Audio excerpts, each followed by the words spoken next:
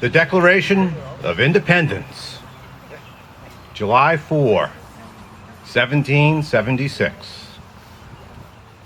In Congress, the unanimous declaration of the 13 United States of America.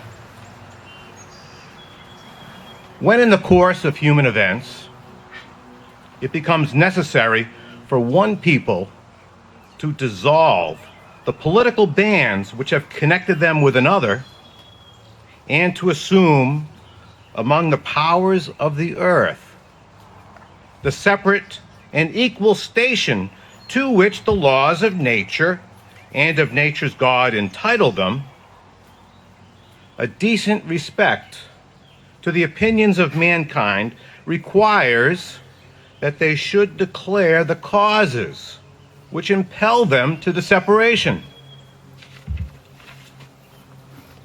We hold these truths to be self-evident, that all men are created equal, that they are endowed by their Creator with certain unalienable rights, that among these are life, liberty, and the pursuit of happiness. That to secure these rights, governments are instituted among men, deriving their just powers from the consent of the governed. That whenever any form of government becomes destructive of these ends, it is the right of the people to alter or to abolish it, and to institute new government, laying its foundation on such principles and organizing its powers in such form as to them shall seem most likely to affect their safety and happiness. Prudence indeed will dictate that governments long established should not be changed for light and transient causes. And accordingly, all experience hath shown that mankind are more disposed to suffer, while evils are sufferable, than to right themselves by abolishing the forms to which they are accustomed. But when a long train of abuses and usurpations, pursuing invariably the same object, evinces a design to reduce them under absolute despotism, it is their right, it is their duty to throw off such government and to provide new guards for their future security. Such has been the patient sufferance of these colonies, and such is now the necessity which constrains them to alter their former systems of government.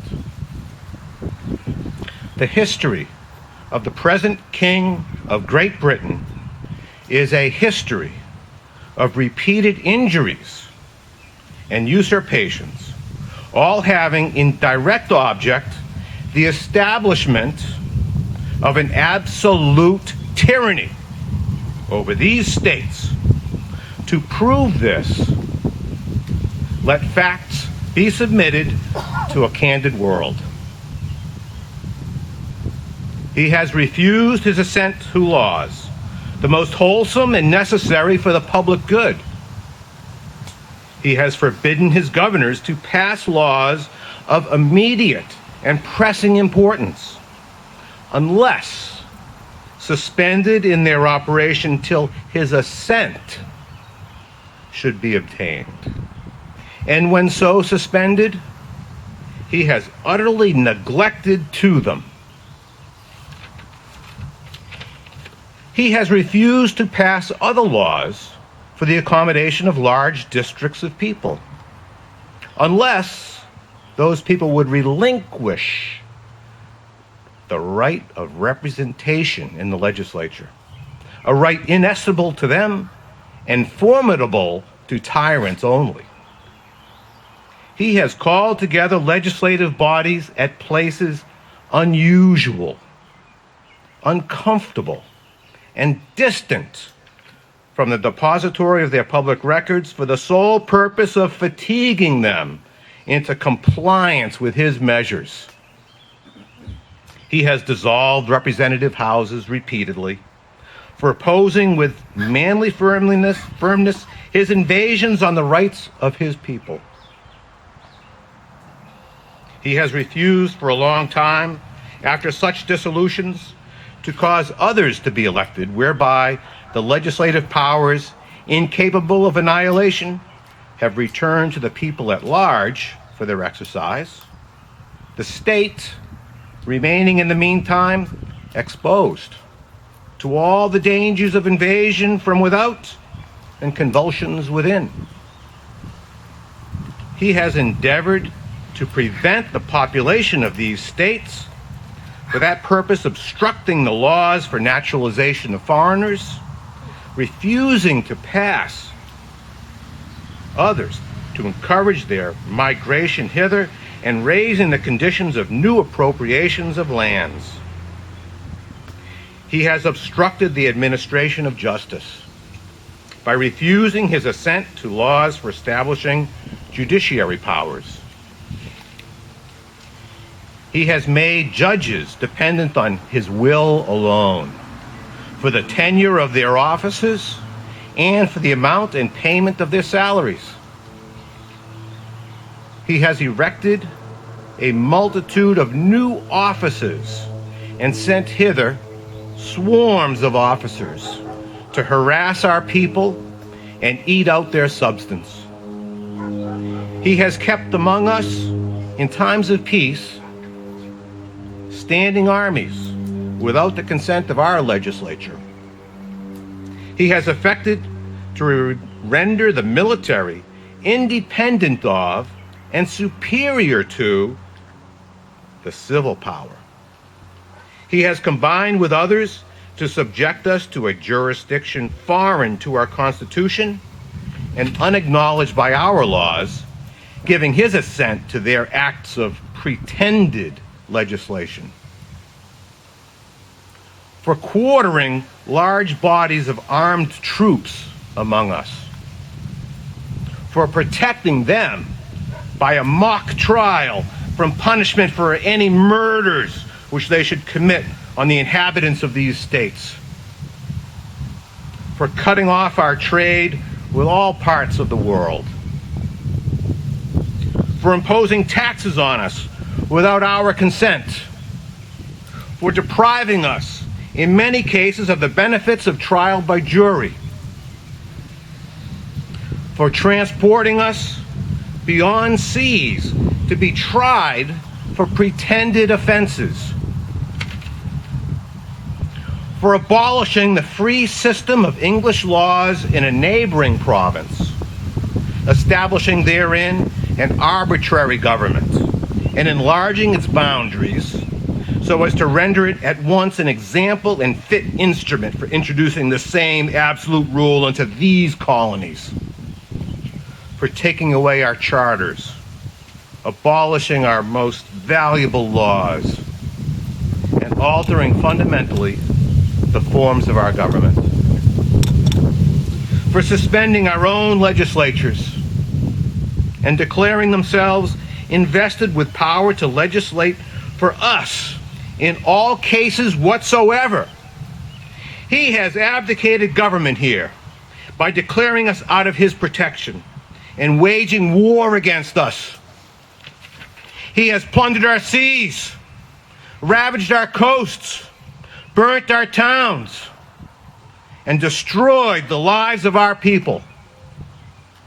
He is at this time transporting large armies of foreign mercenaries to complete the works of death, desolation, and tyranny. Already begun with circumstances of cruelty and perfidy scarcely paralleled in the most barbarous ages, and totally unworthy the head of a civilized nation. He has constrained our fellow citizens, taken captive on the high seas to bear arms against their country, to become the executioners of their friends, and brethren, or to fall themselves by their hands. He has excited domestic insurrections amongst us and has endeavored to bring on the inhabitants of our frontiers, the merciless Indian savages whose known rule of warfare is an undistinguished destruction of all ages, sexes, and conditions. In every stage of these oppressions, we have petitioned for redress in the most humble terms. Our repeated petitions have been answered only by repeated injury. A prince whose character is thus marked by every act which may define a tyrant is unfit to be the ruler of a free people. Nor have we been wanting in attentions to our British brethren. We have warned them from time to time of attempts by their legislature to extend an unwarrantable jurisdiction over us. We have reminded them of the circumstances of our emigration and settlement here. We have appealed to their native justice and magnanimity, and we have conjured by them the ties of our common kindred to disavow these usurpations, which would inevitably interrupt our connections and correspondence. They, too, have been deaf to the voice of justice and of consanguinity. We must, therefore, acquiesce in the necessity which denounces our separation and hold them, as we hold the rest of mankind, enemies in war, in peace, friends. We, therefore, representatives of the United States of America, in General Congress, assembled, appealing to the Supreme Judge of the world for rectitude of our intentions, do, in the name and by the authority of the good people of these colonies, solemnly publish and declare that these united colonies are, and of right, ought to be free and independent states, that they are absolved from all allegiance to the British Crown, and that all political connection between them and the state of Great Britain is and ought to be totally dissolved. And that as free and independent states, they have full power to levy war, conclude peace, contract alliances, establish commerce, and to do all other acts and things which independent states may of right do.